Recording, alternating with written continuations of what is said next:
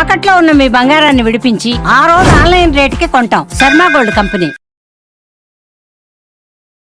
అందరికీ నమస్కారం. నా పేరు మాధురి. మీరు చూస్తున్నది సుమన్ టీవీ నెట్వర్క్. ఈ రోజు మనతో పాటు ఉన్నారు ప్రముఖ జ్యోతిష్య పండితులు బ్రహ్మశ్రీ తిరుపతి మూర్తి అవధాని గారు. నమస్కారం గురుగారు. ఓం శ్రీ మహాగణాధిపతయే నమః. గురుగారు, శ్రీరామ నవమి మనకి ఉగాది అయిన తర్వాత ఇమీడియట్ గా వచ్చే మన పండుగల్లో మంచి పండుగ. ఆ రోజు సీతారాముల కళ్యాణం అంగరంగ వైభవంగా చేస్తారు. అది ప్రెసెంట్ ఈ కాలంలో అలా సీతారాముల కళ్యాణం చేయించినా అది చూసినా ఎలాంటి ఫలితాలు వచ్చే అవకాశాలు ఉంటాయంటారు? కాలం ఏదైనా కళ్యాణం కమనీయం ఒకటే. చేసే విధానాల్లో ఇప్పుడు మార్పులు వస్తున్నాయేమో, కానీ ఎప్పుడూ కూడా అనాది నుంచి శ్రీరామనవమి అంటే ఆ కళ్యాణం కోసం లక్షలాది మంది భక్తులు అలా కనులు అప్పగించి చూస్తూ ఉంటారు. టీవీల ముందు అతుక్కుపోతారు. ఈ రాష్ట్రాల విభజన అయిన తర్వాత ఆంధ్రప్రదేశ్ వారికి ఒంటిమిట్ట తిరుపతి దగ్గర, తెలంగాణ వారికి భద్రాచలం, అంతేకాకుండా గ్రామాలలో పల్లెటూర్లలో అక్కడక్కడ ఎక్కడైతే రామాలయాలు ఉంటాయో అన్ని చోట్ల కూడా చక్కగా ఒక పండుగ వాతావరణం. ఎన్నో చోట్ల పందిర్లు కూడా వేసి చక్కగా కొంతమంది 5 రోజులు చేస్తారు, కొంతమంది వాళ్ళ ఓపిక శక్తిని బట్టి చేస్తూ ఉంటారు. ఏది ఏమైనప్పటికీ కూడా రామ కళ్యాణం అనేటువంటిది ఎప్పుడు ఎన్నిసార్లు ఏ రకాలుగా చూసినా వచ్చేటి మాత్రం ఫలితం ఒకే రకంగా ఉంటుంది. ఫలితం ఇప్పుడు మారదమ్మా, చేసే విధానాలు మారచ్చేమో. ఇవాళ నేను ఒక రకంగా చేస్తా, వచ్చే సంవత్సరం ఇంకొక రకంగా చేస్తారు. చూసేటువంటి వాళ్ళకి వీళ్ళు ఏం చేస్తున్నారో తెలీదు. రాముడి వారి కళ్యాణం జరుగుతుంది, రాముడి వారి కళ్యాణం జరుగుతుంది. వాళ్ళ కాన్సెప్ట్ మొత్తం చూసేవాళ్ళు కళ్యాణం కమనీయం అన్నట్టుగా ఆ శోభాయమానమైనటువంటి దివ్య మంగళ మూర్తులైనటువంటి అమ్మవారు అయ్యవారు ఎవరైతే ఉంటారో వారి యొక్క కళ్యాణ వైభవంగా మాత్రమే వీళ్ళు తిలకిస్తూ ఉంటారు. కాబట్టి ఆ ఒక్క సౌందర్యము ఆ సౌభాగ్యము ఎప్పటికీ మారవు. మనం ఎలా చేసినా, మనం ఎలా చేస్తున్నామో మనకు మాత్రమే తెలుస్తుంది, వాళ్ళకి తెలియదు. కాబట్టి వాళ్ళు చూసే చూపు మాత్రం కింద సంవత్సరం కన్నా ఇంకా చక్కగా జరుగుతుంది, అమ్మవారికి అలంకారం బాగా చేశారు అనేటువంటి దృష్టిలో ఉంటారు. అక్కడ ఏ విధానాన్ని అనుసరిస్తున్నారో తెలియదు. కాబట్టి ఎప్పటికీ ఫలితం తేడా ఉంటుందమ్మా, ఒకే రకమైన ఫలితం వస్తుంది. కానీ దేవాలయాల్లో తోసుకుంటూ వెళ్ళి కళ్యాణం చూడవలసిన అవసరం లేదని నేనంట. అంటే 10 మంది 20 మంది ఉన్నారనుకోండి, ఇబ్బంది లేదు. 50 మంది వరకు ఉన్నారంటే పర్లేదు. అంతకుమించి జనాలు బాగా ఎక్కువ సంఖ్యలో జనాలు ఉన్నారు అన్నప్పుడు అక్కడ మనం స్వామివారి మీద దృష్టి కూడా పెట్టలేము. ఎంతసేపటికి అటేంటి వీళ్ళు ఏం చేస్తున్నారు, వాళ్ళు ఏం చేస్తున్నారు, ఇంకేం వస్తున్నాయి అనేటువంటి దాని మీద దృష్టి ఉంటుంది. భగవంతుడి దగ్గరికి వెళ్ళి ప్రశాంతంగా మనం 10 నిమిషాలు కూర్చోలేం, 2 నిమిషాలు నిలబడలేం. ఆ స్థితి అక్కడ ఏర్పడుతుంది. ఈలోపు మనం దగ్గరికి వెళ్తుండగానే తోసేస్తారు పక్కన నుంచి, జరుగు జరుగు జరుగు అని. ఆయన్ని మనం చూడలేం, మన కష్టం దానికి చెప్పలేం. తోసేయంగానే పక్కకు వచ్చి మొహమ్మండ తోసేస్తాడు నన్ను, నీకు నోటికి ఎన్ని తిట్లు వస్తాయని అని తిట్టి కూర్చోబెడతాం. మంగళకరమైన ప్రదేశంలో అమంగళకరమైన తిట్టి కూర్చోబెడతాం వాళ్ళని మనం. అది పాపమా పుణ్యమా? ఇది పాపము అని చెప్తే ఈ జనాలందరూ కూడా నన్ను తిట్టి పోస్తారు. అంటే వాళ్ళకి ఏం కావాలి? సిఫార్సులు, లెటర్లు, మా వాళ్ళు రండి అని చెప్పి తీసుకుపోయేటువంటి విధానం. అది భగవంతుడు, మనం భక్తులం, మనం అక్కడికి వెళ్తే మన కష్టాలు పోతాయని కాదు. ఈ శ్రీరామనవమి రోజు నాడు నా గొప్పతనాన్ని నీకు చూపిస్తున్నా చూడు. ఆయన దగ్గరికి మన గొప్పతనాన్ని ప్రదర్శించే రీతిలో సిఫార్సులతో మనం వెళ్తుంటాం. కాబట్టి మనకి ఇంత కూడా ఫలితం పుణ్యం రాదు. మనం ఏ సినిమాకి వెళ్ళినా మన కోసం ఎవరు ఫోన్ చేసి చెప్పడుగా లోపలికి పంపించమని చెప్పి. అక్కడికి వెళ్తే అరగంట లేట్ అయినా నోరు మూసుకొని ముక్కు మీద చేసుకొని చచ్చినట్టు అక్కడ నిలబడి ఉంటాంగా మనం. కానీ అంటే ఆ సినిమా హాల్లో చూసే సినిమా కన్నా చాలా పనికిరంది ఇది. ఒక ఆలయం, ఒక భగవంతుడు, దేవుడు ఇక్కడ ఉన్నాడు, ఆయన దగ్గరికి మనం వెళ్ళాలి, క్యూలో వెళ్తే బాగుంటుంది, చక్కగా ధర్మదర్శనం చేసుకోవాలి, ఇలా చేసుకోవాలి, అరగంట లేట్ అయినా అని అనుకోకుండా సిఫార్సులు లెటర్స్ పెట్టుకుని వెళ్ళిపోతున్నారంటే దీనికన్నా సినిమా చాలా గొప్పదనేగా. 2.5-3 గంటలు వినోదం ఇచ్చేటువంటి సినిమా గొప్ప, 3 జన్మల పాటు నీ జీవితాన్ని ధరించేటువంటి దేవాలయం గొప్ప. ఇది మనం తెలుసుకోవట్లేదమ్మా. ఇది తెలుసుకోగలిగితే మనం చేస్తున్నది ఏంటి, చేసేది ఏమిటి అనేటువంటి విషయం తెలిసిపోతుంది. అది ఆ రోజునాడు రోడ్లు పడి తిరిగేదానికన్నా, ఆ పందిరి ఈ పందిరి అక్కడికి వెళ్ళి కూర్చోవడం కన్నా ఇంట్లో మీరు చేసుకుంటంట. పందిరిలో వెళ్తారు. 500, 1000, 2000, 3000 ఆ ఏరియాలో ఒక పందిరి పెడితే 10 మంది డబ్బులు కడతారు. ఉదయం 10 గంటలకి ప్రారంభం అంటాం. ఇందులో ఎవరో ఒకరిద్దరు రారు టయానికి. కళ్యాణం ఆపుతున్నారా, మొదలు పెడుతున్నారా? వెయిట్ చేస్తారు కదా కొంతమంది వల్ల. అక్కడ రాముడి వారి కళ్యాణం అనేటువంటి దానికి ఎవరు ముందు రావాలి, ఎవరి గురించి ఎవరు వెయిట్ చేస్తున్నారు, ఎవరు వెయిట్ చేయాలి, ఎవరి గురించి ఎవరు వెయిట్ చేస్తున్నారు, దానివల్ల మనకు పుణ్యం వస్తుందా పాపం వస్తుందా? ఆయనకు పెద్దవాడు అంటే ఎవరికి పెద్ద? ఆయన భార్యకి ఆయన పెద్దేమో, బయట ఇంట్లోకి వెళ్తే ఆయన భార్య కూడా ఆయన చిన్నే, ఇంకెవరికి పెద్ద? భగవంతుడికి అందరూ చిన్నే. మరి 10 గంటలకు మొదలంటే 10 నిమిషాలు ముందు వచ్చి నువ్వు కూర్చోగలగాలి, రావట్లేదు కదా. అటువంటి చోట మిగిలిన 8 మంది నివార గట్టిగా దాన్ని వాదించలేకపోతున్నారు కాబట్టి వాళ్ళ దోషం అదంతా. అటువంటి పాపాలు మూటగట్టుకోవడం కన్నా ఆ ఇంట్లో చేసుకోవటం చాలా శ్రేయోదాయకం.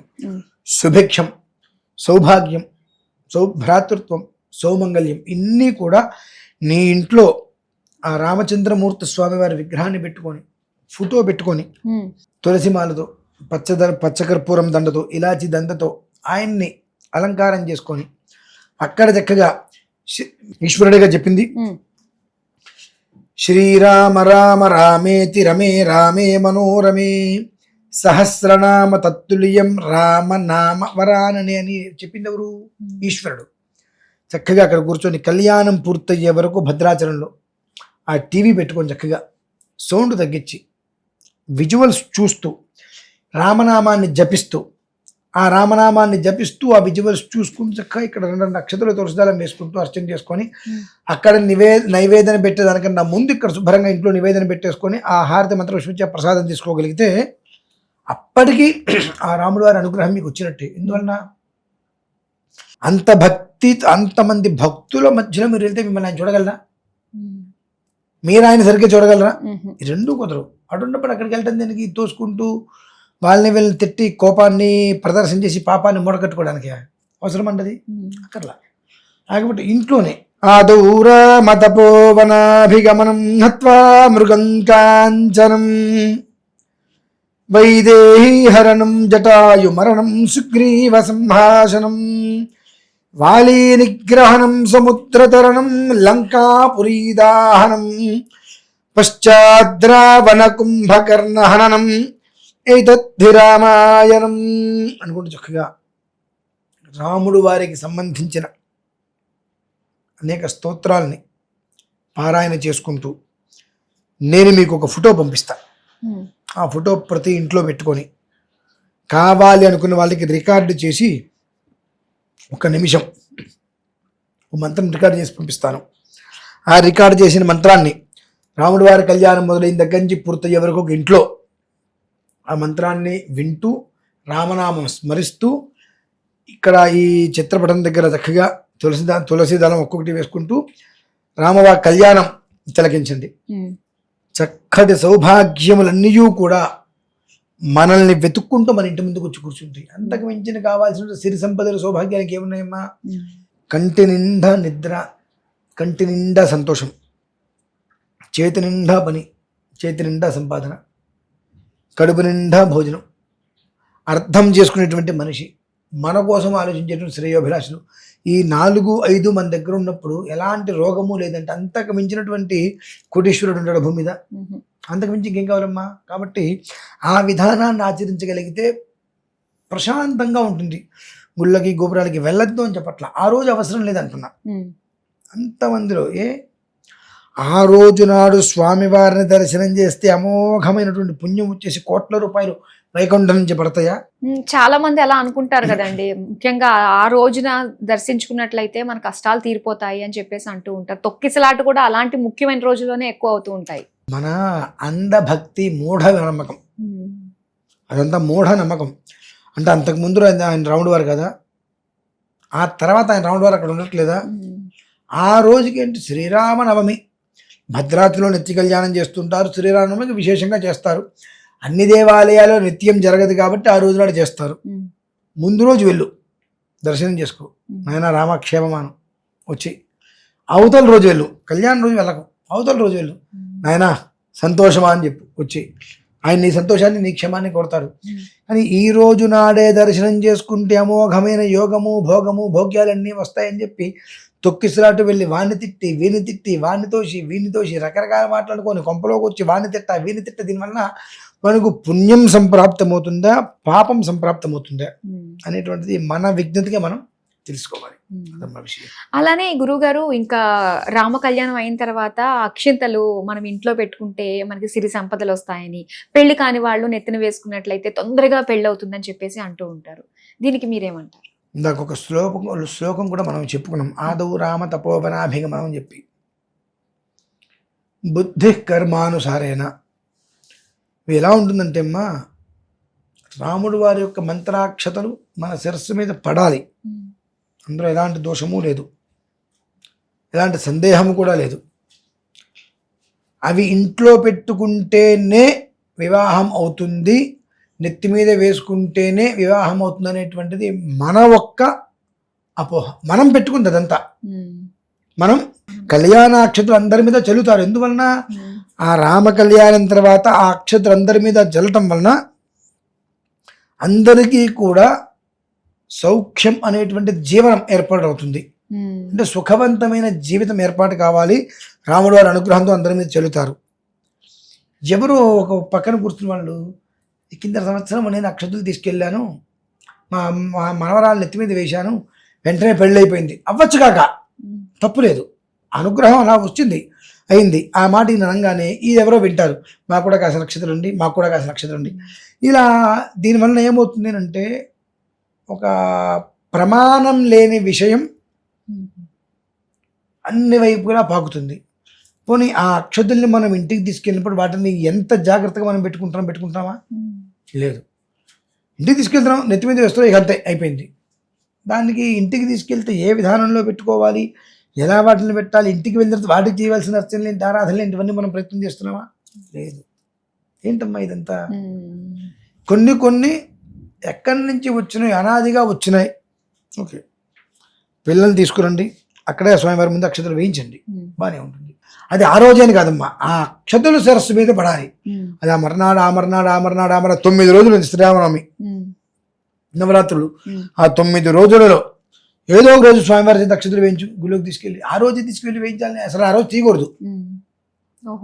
కళ్యాణం చేసిన సాయంత్రం మళ్ళీ అర్చన ఉంటుంది, అది అయ్యే వరకు అవి తీయకూడదు.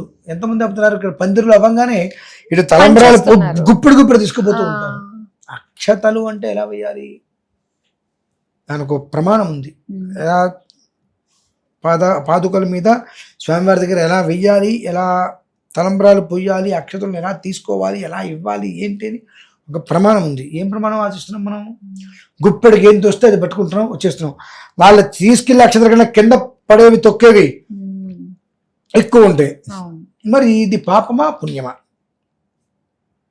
మనం పుణ్యం వస్తుందని ప్రయత్నం చేసి మొత్తం నాకే కావాలనే ఉద్దేశంతో అలా పట్టుకొని వస్తుంటే చేతి కింద పట్టేవి కింద పడుతున్నాయి. నీ కర్మో, నీ యోగమో, నీ దౌర్భాగ్యమో, నీ దరిద్రమో, ఆ 5 కింద పడ్డ 5 గింజల్లో శక్తి ఉందేమో, అవి కింద పసుకొని వచ్చేస్తున్నావు. అది 10 మంది తొక్కుతున్నారు, ఆ దరిద్రం అంతా నీకు రావట్లా. అందుకని దోషులు పట్టండి, అయ్యా నాకు ఇవ్వండి. ఆ 2 గింజలు వేస్తారు, ఆ 2 గింజలు ఇంట్లో చక్కగా దేవుడి దగ్గర పెట్టుకోండి. ఈ 9 రోజులలో ఏదో ఒక రోజు తీసుకొచ్చి ఆ స్వామి గుడికి తీసుకెళ్ళి అర్చక స్వామి వారి ద్వారా 2 అక్షతలు శిరస్సు మీద వేయించండి, చాలు. అంతకన్నా కావాల్సింది ఏంటండి? అదేనండి. మరి పోటీగా వెళ్ళిపోయి మనం మనకే దక్కాలి ఆశీర్వాదాలన్నీ అనుకోవడం కంటే అంటే నిదానంగా భక్తితోటి మనం చేసుకుంటే స్వామివారి అనుగ్రహం మన పైన ఎప్పుడూ ఉంటుంది. ఖచ్చితంగా ఉంటుంది. చాలా చక్కగా తెలియజేసినందుకు ధన్యవాదాలు.